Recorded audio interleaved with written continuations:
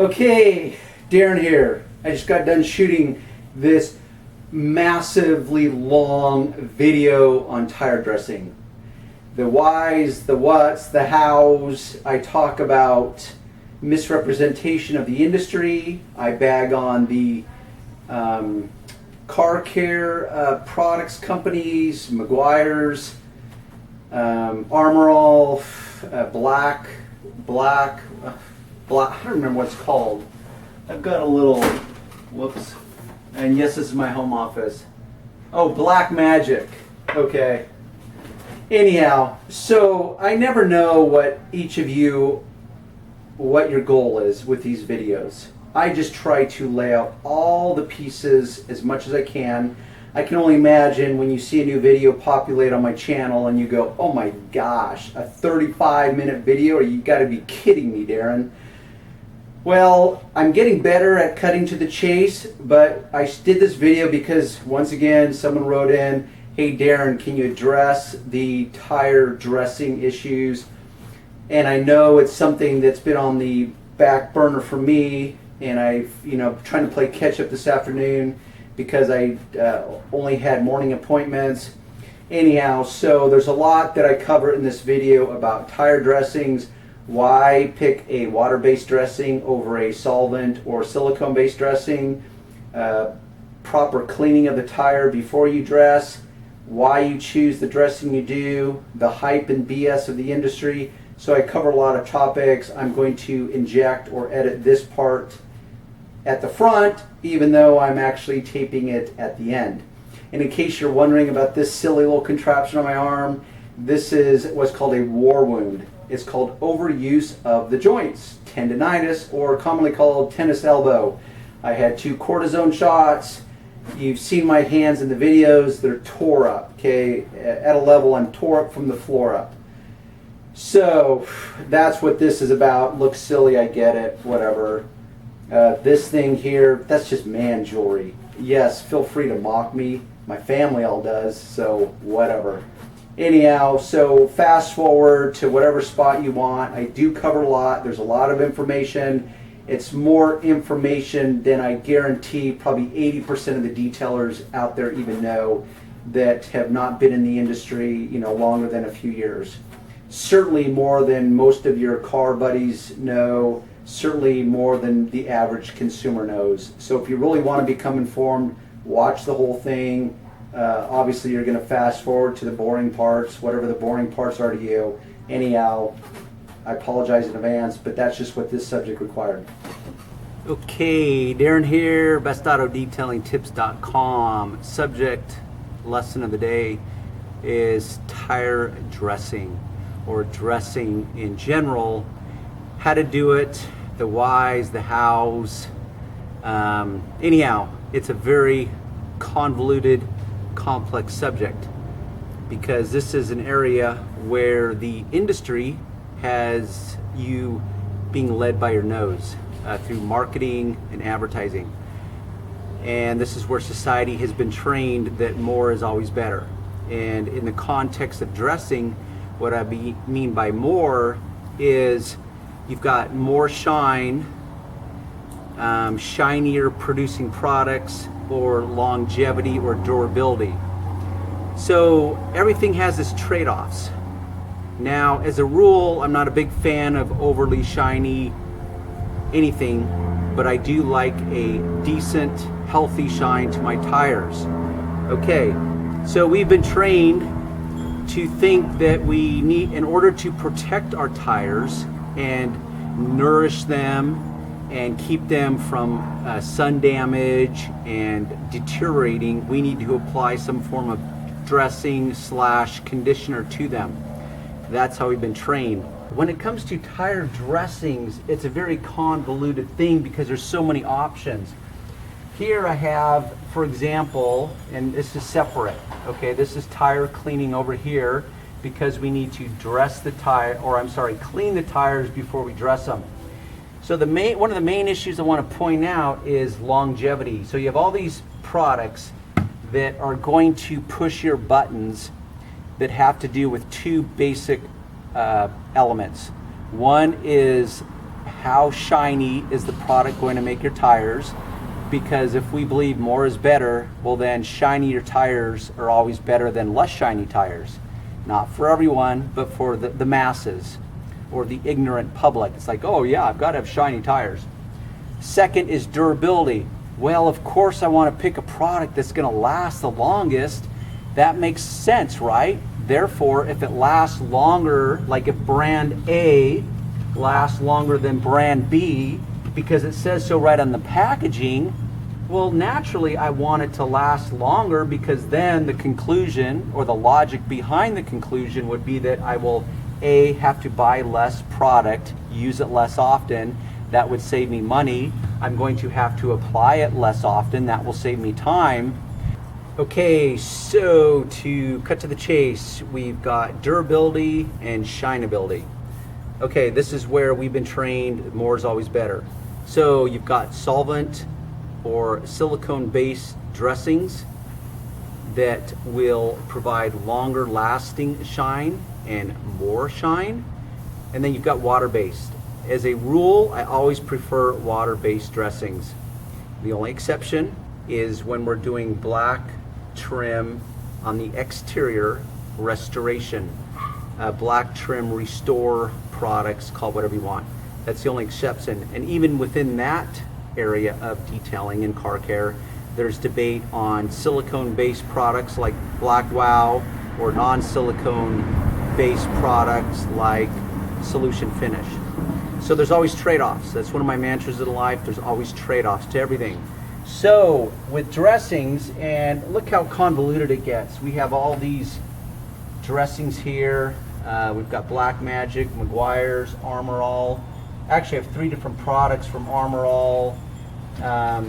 You know, you've got the clear spray-on, super shiny. You've got the foam kind in a can, and you've got Armor All Original, which has been around for like, I don't know, longer than I've been alive is my guess. And then I've got my 2 products that I recommend over here, which are one that I use on tires is a true water-based dressing that's hyper dressing. Anyhow, before we can dress, we have to clean. So this is my cleaning section over here. This is my dressing section over here with different applicators, and I'll get into that. It's amazing how complex a simple topic of dressing your tires can be. But in fact, it really is. So as I said at the beginning, these tires are about 2 months old. It sits in the garage.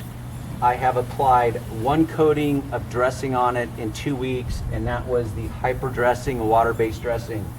Now, why, and that's the big tipping point, why do I prefer water-based over a silicone or solvent-based dressing? Because in my opinion, professionally, dressing is meant as a sacrificial layer, which means that it's meant to come off. It's supposed to create a layer that protects it at a level from dirt and so forth, but it's meant to be removed each time. So at that point, it's really about visual enhancement. I like shine to the tires. It makes the car or truck or SUV, whatever, pop. It's all about the details, as I talk about. So the problem is if I pick one of these products that is meant to last longer because they have solvents or silicones in them, they are resistant to breaking down. They are meant to last longer, and the packaging even promotes it as a longer lasting or the longest lasting of all leading manufacturers, whatever. The problem is it doesn't come off. It's so hard to clean off, and so what happens is because dressing has a certain, greasiness to it, even if it's a water-based dressing, because you can feel it. Dirt sticks to it better. Okay, so, and also there's a misnomer. It does not attract dirt. You don't put something on unless you're talking about static electricity, which you can create, whether you're rubbing your paint or whatever. That's a different discussion. But people talk about, and they use it incorrectly, how, dressings will attract dirt. Okay, it doesn't attract dirt. What happens is two things. Is A, you can see it better because now you have a shiny, really black backdrop for the dirt to reveal itself on. So it shows better and it sticks better because of that natural greasiness to it. Dirt will stick to it better. And therein becomes a problem. So as you're driving around and dust collects on your tire and you've chosen one of these high performance, last longer, is the ultimate in shine, guess what? When you try to clean it off, it's not going to clean off very easily. In fact, it can become so difficult to clean off that what happens is because you do not take the time to remove it 100%, and when I say remove it, I'm really referring to the dirt that has stuck to it. Because you don't take the time to remove 100% of that dirt, what happens is that when you reapply it, you are reapplying it over the dirt or a certain level of dirt that has not been removed each time. Because it's that durable, it's that resistant to water and other chemicals, and that's why they can claim that it lasts longer. Well, guess what? It does last longer, but now you've actually created, in my opinion, a counterproductive effect, which is its ability to cling to dirt or dirt to cling to it. So that's why I prefer a water-based dressing like hyper dressing. It's also can be diluted down very easily with, guess what? Water. Water's pretty available to most people. If you wanted to dilute one of these down, you really couldn't because water's not going to mix with these. So because it is a water-based dressing, it will clean off far easier than one of these other dressings. And I want it to clean off each time because if I do not clean it off completely, if you were to go out and look at your own tires, if you do dress them or start noticing tires in parking lots, eventually what happens is this thick brown, and it literally is like axle grease, like the heaviest grease you could think of, is created on your sidewall. And that, even the strongest degreasers will not cut through instantly. You have to spray it, scrub it, hose it off, spray it, scrub it, hose it off, repeat, repeat, repeat. And all the little crevices, like this sidewall has these fine little lines and details to it. That becomes problematic. It's harder to clean those out. Around the numbers, it's hard to clean out. In the tread, it's harder to clean out. If you actually drove through some, like on a dirt road, that would really be problematic because then you're really signing on to a problem. So that's why I pick, there's the big why, that's why I pick a water-based dressing so I can remove it easier and reapply a brand new, shiny, sacrificial layer that I'm really just concerned about visual enhancement. I'm not going to be delusional and think that it's going to save my tires from cracking indefinitely.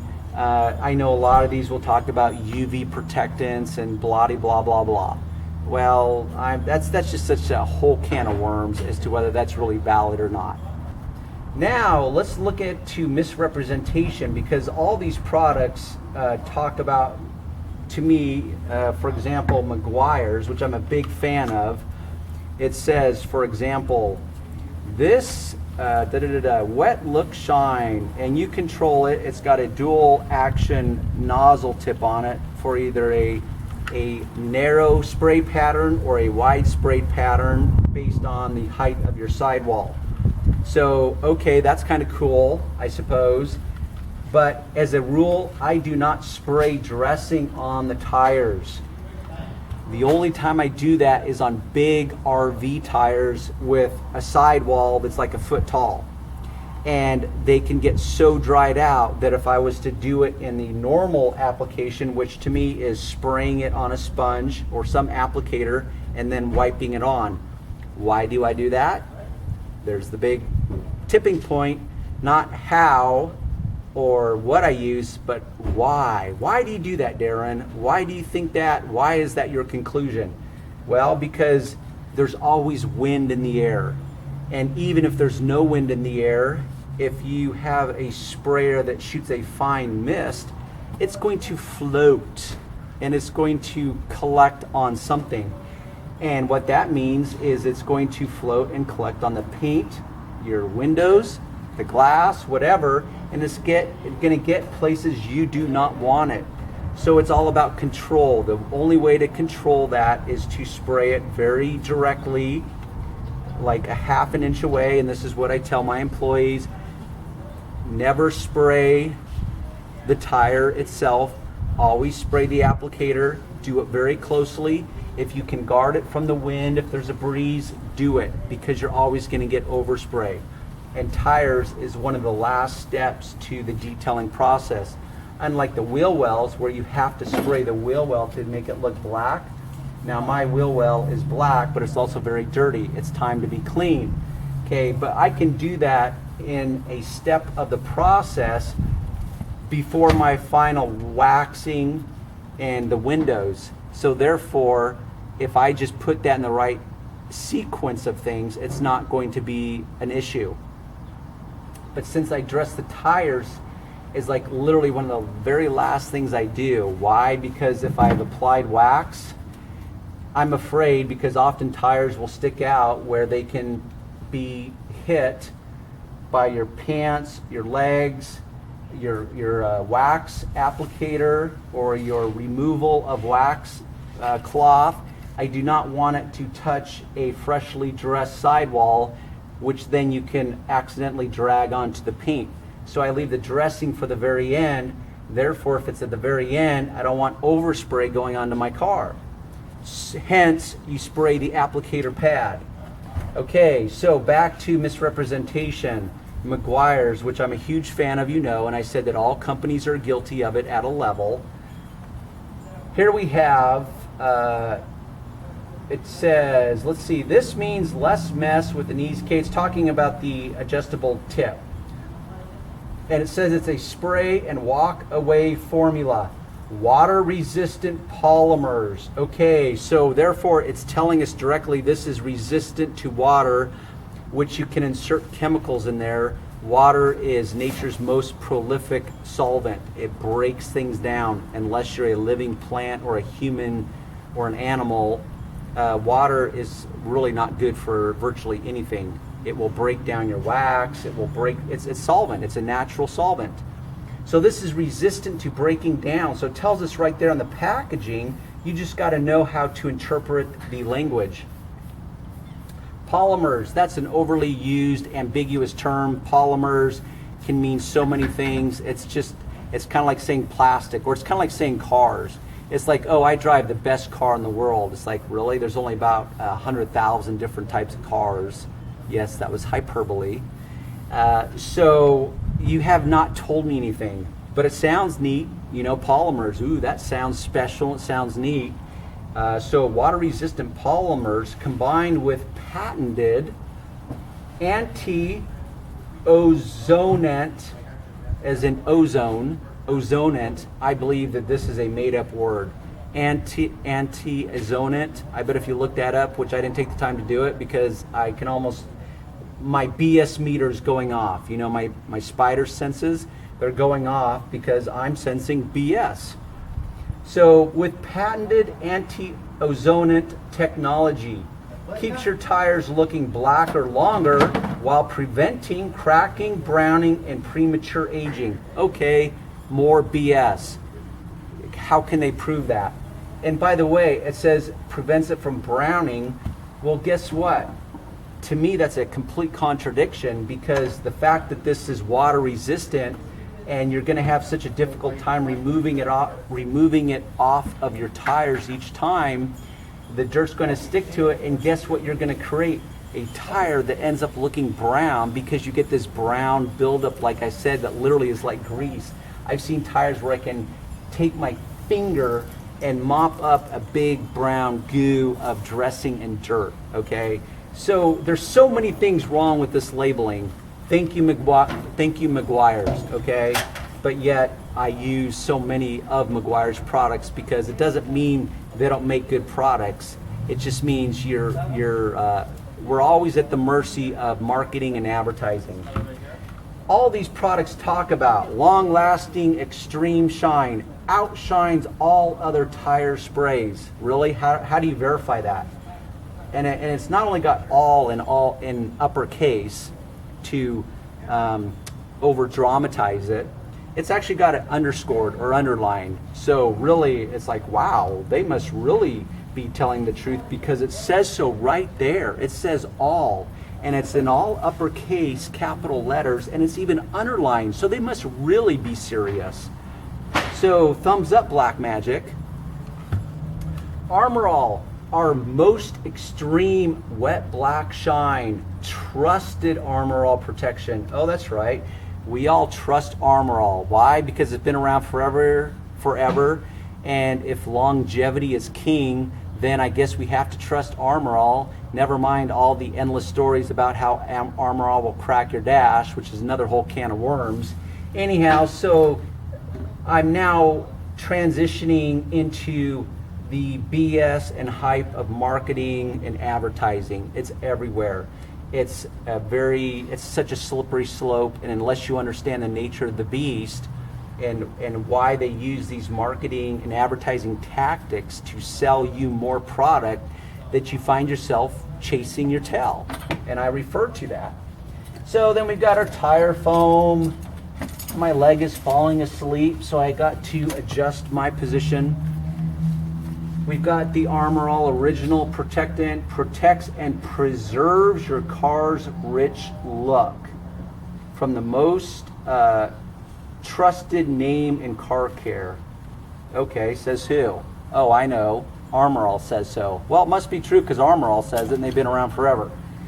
So you get the point. I'm being very sarcastic, and this is where Darren's becomes condescending, as I've been labeled by one of the viewers. That's fine, I do. I condescend and I disparage because I have such contempt for misrepresentation and BS.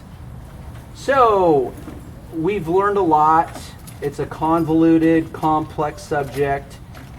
Water-based dressing is the route to go for me. Okay, so how do I do it? I use my super degreaser, and I do it weekly, or whenever I see a car, I degrease it first. How do I do it? I simply shoot the degreaser on the tire. This has been diluted down 4-to-1 because tires are so durable, and if you had a thick layer of brown on them, you could actually use it straight from the bottle as a concentrate. It will be safe for your tires. So I but this particular version, because once again I have a water-based dressing on here, I'm going to simply spray. This is my old tire scrubber, which gets excessively dirty and grungy, so I have to replace them every few months.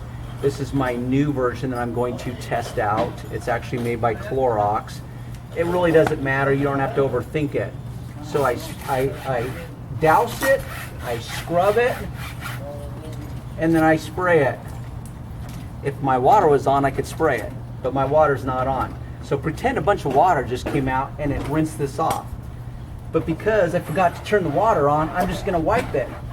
Which leads me to another conclusion. You can actually do this without water. I do it all the time on my own car. This is how I save time. I save time because I know that my degreaser will break down this dressing very easily. It will remove the dirt very easily. So I can literally spray this, agitate it, and wipe it dry just like this. And pay attention to the details. And it's done. I don't have to worry about a residue or anything like that. Of course, I can use water if I want to. But if I use water on my wheel and my tire, guess what I have to do next? I have to blow it off with a blower, which takes additional time and effort. So you can actually cut to the chase. What color paint do I use? Now let's pretend that you had a big, heavy buildup. Even this used straight, and not diluted down, it will still be difficult to remove that brown, greasy, grungy buildup if it's that excessive. So you can take rubbing alcohol. I actually get this from Costco. Shoot it straight onto a rag, and you can clean your sidewall. And you can take the time to detail out all the numbers and letters and really remove, sorry for all the background noise, really remove very thoroughly 100% of the shine, the dressing, and now you just have a completely fresh sidewall in which to dress the tire. Okay, I'm gonna have to turn on that water. So now it's clean. I've just showed you a couple ways to accomplish that based on, and once again, it's all about appropriate application of the product, appropriate choosing of techniques based on the situation and what is appropriate.